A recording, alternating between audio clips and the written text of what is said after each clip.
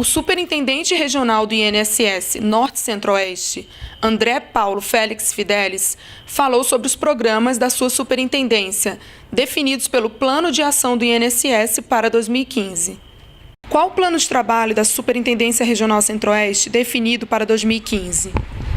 Boa tarde, aliás, bom dia, a todos os nossos ouvintes, nossos telespectadores da ANASP. O nosso plano para 2015, ele tem foco em 3 pilares. Uma é o sentimento de urgência, para que a gente faça mais com menos recursos. Está claro que esse ano será um ano onde o nosso orçamento tem previsão de ser reduzido.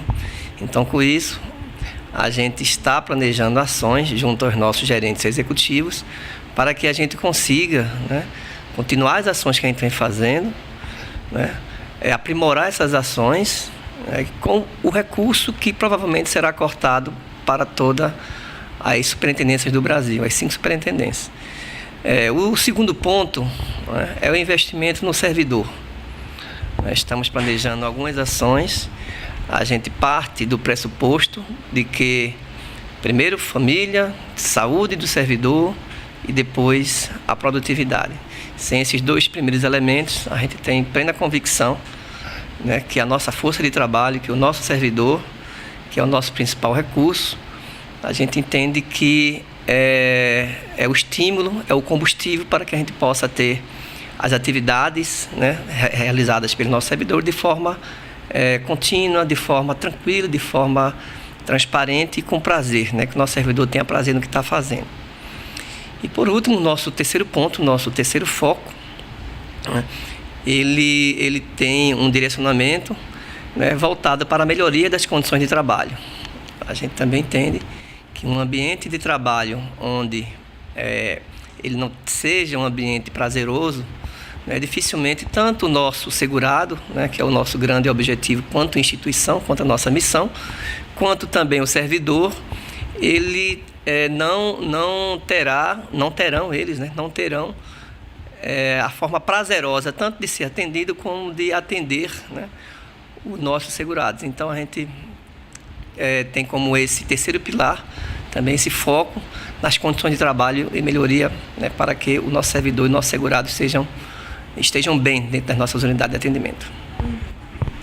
Em relação aos dados da abrangência da gerência, são quantos estados, quantas gerências, quantos servidores e quantas agências? A gente tem um maior orgulho de ser superintendente dessa região, a região Norte e Centro-Oeste. No Centro-Oeste nós temos 3 estados e mais o DF, e no Norte é o total de 7 estados. A quantidade de gerências executivas que a gente tem na nossa região, nós tínhamos até o ano retrasado 13 gerências e nós implantamos mais 4, inclusive 2 no Pará, uma em Mato Grosso e a outra no estado do Amazonas. Então, o total hoje a gente tem 17 gerências executivas. E isso demonstra o esforço que a instituição faz para que a gente esteja mais próximo do servidor, mais próximo do segurado, para dar as condições melhores de trabalho. Sabemos e temos consciência que hoje essas novas gerências precisam de uma recuperação e está já em andamento um plano para que a gente tenha uma infraestrutura melhor nessas novas sedes. Assim como as demais sedes nas nossas gerências executivas também estão sendo trabalhadas para que a gente tenha as melhores condições para que nossos servidores possam exercer as suas atividades. O total de servidores na nossa regional, aproximadamente 6.000 servidores, então é uma região, além de ser uma região extensa em termos de território, é uma região que tem uma quantidade significante em relação ao número de servidores, então aproximadamente 6.000 servidores. E o total de agências, isso é um número dinâmico, porque a cada momento a gente pode estar inaugurando uma agência na nossa regional. Mas hoje, no exato momento, hoje agora, a gente tem 256 agências na nossa Superintendência Norte Centro-Oeste. Quantas agências serão inauguradas neste ano dentro do plano de expansão? Qual a previsão e quais os locais? Dentro do plano de expansão do PEX e as obras que também são de agências existentes, a gente separa em 2 blocos. Né? O primeiro bloco, existe vários processos em andamento para que a gente construa essas novas agências, e o segundo bloco ele diz a reformas e construção também de obras de agências existentes. O foco e a diretriz, né, da direção central é que a gente atue, né, tanto efetivamente nessas reformas e obras de agências existentes, como também a gente continue com o nosso procedimento em relação à expansão da rede de atendimento. A expansão da rede de atendimento ela tem um fator hoje, né, que ele é muito sensível. A gente não pode, por exemplo, terminar uma obra e não ter servidor para que o servidor possa trabalhar. Então, digamos que nesse procedimento a gente está um pouco sendo mais reservado para que a gente não tenha aí obras construídas e sem funcionar. Então a gente depende de uma autorização de um concurso público, né? E a gente aguarda que essa autorização seja feita para que a gente venha inaugurar nossas agências. Em relação às obras às agências, né, existentes, aí sim, aí nós temos um foco maior, um olhar maior, porque a agência ela já existe. Então a gente pode sim reformar, pode sim construir.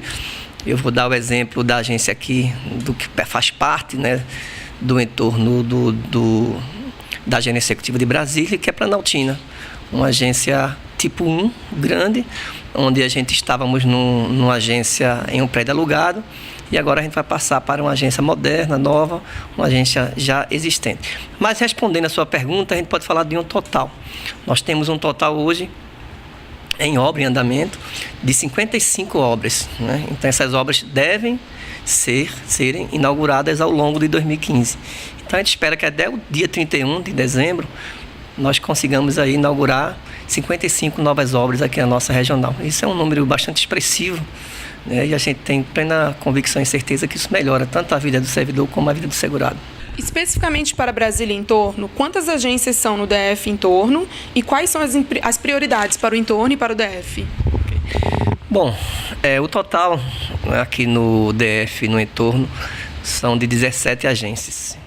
Inclusive, a gente tem uma das agências de maior importância do Brasil aqui conosco, que é a agência Asasul, né? Onde a gente tem um atendimento comparado com agências, por exemplo, em São Paulo. Então, isso faz com que a gente tenha um olhar especial aqui para Brasília, por 2 grandes motivos, né? O primeiro deles porque a sede da superintendência está em Brasília. E nós estamos próximos, né, tanto da direção central, como também da gerência executiva aqui de Brasília. Então, isso nos dá uma importância, né, que a gente tem um olhar diferenciado para Brasília, que é natural. Né? Se nós não cuidarmos de quem já está muito próximo da gente, né, como é que a gente vai cuidar do que está mais distante? Então, nós temos esse olhar diferenciado. Então, a prioridade é sempre fazendo com que, né, a capital do Brasil, né, seja relevante no sentido de ter uma agência modelo. Então, isso sempre foi uma preocupação tanto da direção central como uma preocupação, foram desenvolvidas várias ações, né, para que a gente tenha aqui as agências, né, de Brasília, digamos assim, do entorno, agências modelos. Então, a gente tem um olhar diferenciado e a gente espera que com essa nossa prioridade a gente consiga cada vez mais avançar nesse sentido. Como está o tempo médio de atendimento na área da superintendência?